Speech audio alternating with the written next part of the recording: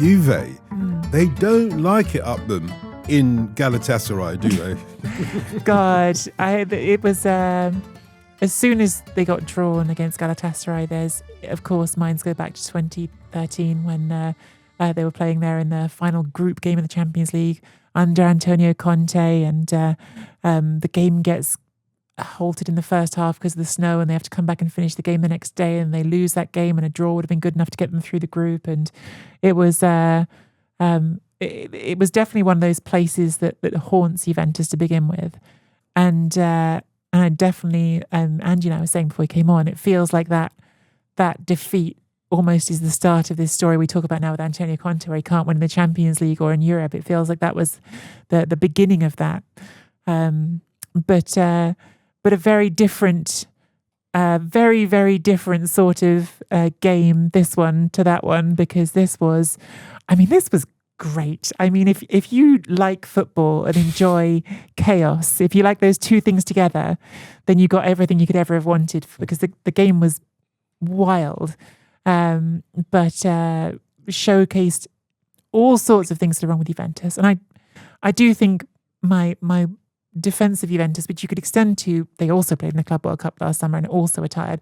But I think they were, especially when you look at a team that played more than 45 minutes against Inter at the weekend in a huge game on 10 players, and then comes into this game and ends up playing a good chunk of this game on 10 players. I'm not surprised they're exhausted and out on their feet at the end of the game. They've given a lot. But that's not a total excuse for shipping 5 goals. There was a lot of calamitous individual performances in this game, and also some great stuff by Galatasaray. I wonder if understanding the context, like you said, Nicky, is really important, because that's what I think Okan Buruk, a coach who we should be talking about more, really has really grasped. Wherever Galatasaray end up in the Champions League, they've made massive progress in terms of what they're able to do in Europe. And, Turkish clubs haven't been able to do anything in the Champions League for quite a long time. You think even that season, you go back to the season before last, when they had a really interesting group stage where they had those 2 amazing games against Manchester United. They played well against Bayern twice, and that they ended up going out of the group. This is something else this season. And in the big games, they've really turned up. Now, if you look at the way that they beat Liverpool by that single Victor Osimhen goal, and the way that they managed that game, that is something that we've not seen Turkish clubs do that well in the past. And then you come forward to this game, and they react to the situation brilliantly, because they've got themselves 3-2 up, having been 2-1 down at half-time. And that is the remarkable thing about this, by the way. 2-1 down at half-time, and Galatasaray managed to put 4 unanswered goals on Juventus. That is something. But I think what they did when they got 3-2 up, and when Juan Cabal gets sent off, I think Buruk looks at it and says, well, 3-2 is a good result, obviously, but they're there for the taking. Let's make the changes to kill the tie. And they bring on Icardi. And they don't start the game with Osimhen and Icardi like they did on Friday night in the league. They started those 2 together for what is a fairly rare occasion. You wonder if they'll be brave enough to do that, or stupid enough to do that in this game, and that they don't, which is fair enough. But then they think, okay, let's switch to kill mode. We can actually go a long way to finishing the tie here. And their bravery in doing that, which I think is one thing if you're Juventus at home to Galatasaray, is something completely different if you're Galatasaray at home to Juventus, because there's at least part of you thinking, wow, we're in the lead against a really big European team. Let's hold on to this. But no, they don't. They think, let's switch it up. Let's go for the throat. And, successful, I say it time and time again, successful Champions League teams are about getting a spell of momentum and riding it successfully, not dominating a team for 90 minutes or anything like that. And they have done this really, really well. Now, obviously, Noah Lang had a big part of it. I'm sure Juventus are sick of the sight of him, Nicky, because he had a part in the game at this stage last year when he was with PSV as well. But for him to have that moment where he scores his first 2 goals for Galatasaray, Gabriel Zara, who had an extraordinary game. And funnily enough, Osimhen, even though it's not the game you expect him to lead from the front in a goal-scoring sense, I thought he was brilliant. The way he presses that defence, that turns them into nervous wrecks, doesn't it? Yeah, again, I feel like I'm repeating this line a bit the last couple of days, but it's such a good line. I think it's worth repeating. Spalletti in his pre-game press conference talked about Icardi and Osimhen as these two different strikers, and he said, well, you've got one who creates the chaos and one who exploits the chaos. Osimhen creates the chaos. Yeah. He always has. He's brilliant at that. That's a Nigerian thing, trust me. But he also, I mean, he also, as we know, can exploit it. I mean, he also can be very good at exploiting it, but he's very, very good at just throwing himself at situations and making life a nightmare. And boy, did he in this game. I thought he was maybe not given enough credit because he didn't get his name on the score sheet, but I thought he was really, really good. But like I again, I suppose it was repeating what I said about Inter, but when you look at the names that they have in that attack, it's pretty. There's not many teams I'd pick in Europe and say that attack is better. When you look at Osimhen and Icardi and there's also Leroy Sané on the bench, by the way, if you want him.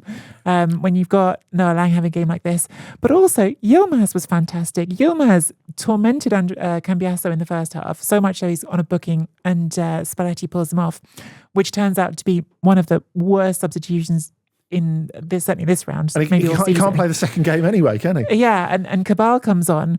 Cabal, who is ball watching on the next goal, gives away the free kick for the goal after that, then gets himself sent off, and the 2 goals come after that. I mean, it was horrific stuff from Cabal in this game.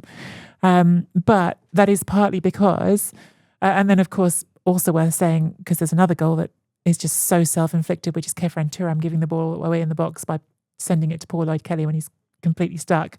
But I think that is created by the pressure. It is bad from Juventus. And Juventus are tired and they're down a player again. And I understand that. And I think it needs to be said because emotionally, I do think that Derby d'Italia was a total wipeout for Juventus. They put everything into it and then they still lost it in the most heartbreaking way.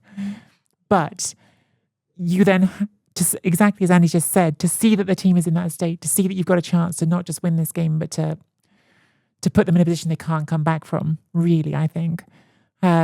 That is a testament to Galatasaray and to seeing that they have the tools to do it. I think that's it. When you look at that second leg, Dotun, I don't think it's to be ruled out that Juve score 3 times. It is to be ruled out that they keep a clean sheet. Yeah. I think that really is the issue for them. And especially if Bremer's out. Bremer, of course, that's the other thing in this game. Bremer, who is by about a million miles Juventus' best defender, maybe the only good defender. No Bremer, no Cabal, no Cambiasso. Yeah. I mean that is tough, isn't it? The tie's over, isn't it?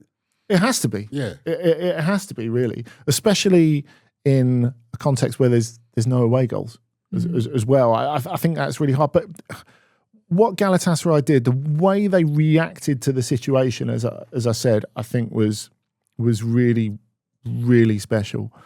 And you talked about them sort of getting in the heads of Juventus and leading to that Kefren Turam mistake that, as you say, sort of threw Lloyd-Kelly under the bus.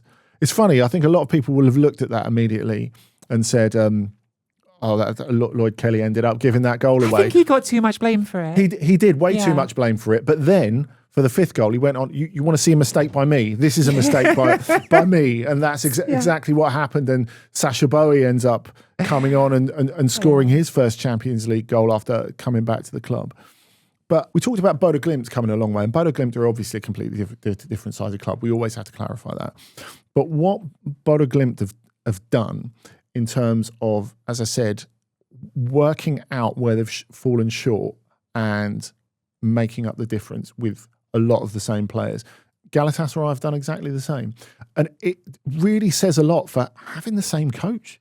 Obviously, you have to have the right coach, but really giving a coach time and working from there. And it's quite funny because a lot of people were saying in Turkey that Okan Buruk had been kind of thrown under the bus in January because he sat up there in a press conference like 10 days into January going, the club have reassured me that I'm going to get some great reinforcements this month.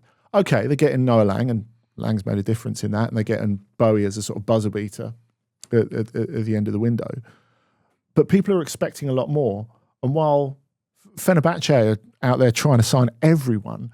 Galatasaray fans are going, Burak has been completely thrown under the bus. They've made him look daft because really the president has allowed him to go out there and say, right, we're going to sign a load of players. And then they kind of don't. Is this the president of the club or the country?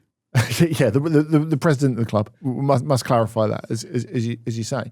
But I think really what we've seen from a lot of these games this week is stability and progress, and having time for your ideas to work and fix faults is something that's a good thing if that needed underlining.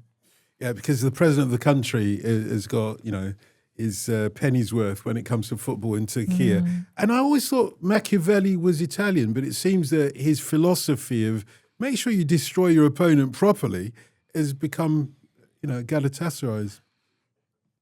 Yeah, that's a fair comment. I think Andy's really nailed that point. I think it was a game where a team that considers itself the underdog could easily have said 3-2, we're in a safe spot now. We get a good win. We can go home feeling good about ourselves. But I think, the ruthlessness was what stood out. And what are the 3 steps backwards that Spalletti says? Five steps backwards. Turning so around. It wasn't specifically turning 3. around and sprinting in the wrong direction is what I feel like Juventus doing at the moment. I thought you do. Honestly, I thought you do an Eddie Cochran and say, step 1, you find a girl to love. 3 steps to heaven. I could never have done that as well as you just did, Dotun. I think Juventus. If you'd asked me a week and a half ago, I would have said I thought they were a team trending in a good direction. I think now they're suddenly trending in a very alarming direction because they've now got to play Como in between the 2 legs of these games, which is not a gimme. In fact, it's a direct rival for a Champions League spot. So which do they even prioritise now? Where do you, when you've got limited players League. and energy? I'm with Andy. Yeah. I think they've got to. So I think they're in some trouble.